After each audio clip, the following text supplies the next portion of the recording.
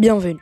Aujourd'hui, dans cette vidéo, je vous garantis de voir le meilleur cours explicatif de tout YouTube sur les vecteurs, en commençant des points jusqu'aux vecteurs, donc la finalité. Pour bien comprendre cette notion de vecteur très importante dans les maths, on doit d'abord comprendre qu'est-ce qu'un point. Et pour mieux comprendre le point sur un graphique, on doit définir sa localisation. Donc on a un axe des abscisses et l'axe des ordonnées. C'est X et Y. Sur l'axe des abscisses, on commence à calculer ou à définir tout simplement la distance. Donc ici, c'est 2 carreaux. Et sur l'axe des ordonnées, on peut définir la distance. Donc ici, c'est 4 carreaux.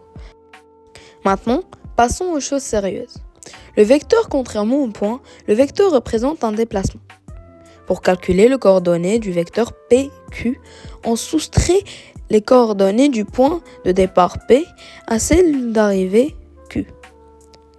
Regardez bien, pour aller de P à Q, on se déplace de 4 unités vers la droite, vers les abscisses, et de 3 unités vers le haut, vers les ordonnées.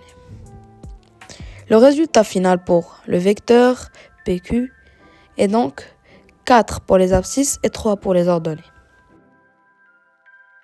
Enfin, on doit commencer à apprendre à additionner les vecteurs. C'est la méthode bout à bout ou la méthode Chisels qu'on appelle aussi.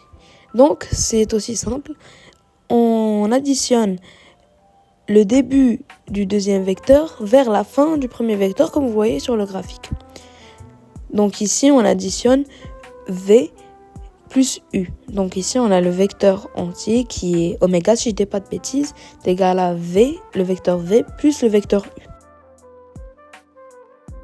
Merci d'avoir regardé la vidéo et maintenant, vous n'avez plus d'excuses pour ne pas comprendre des vecteurs.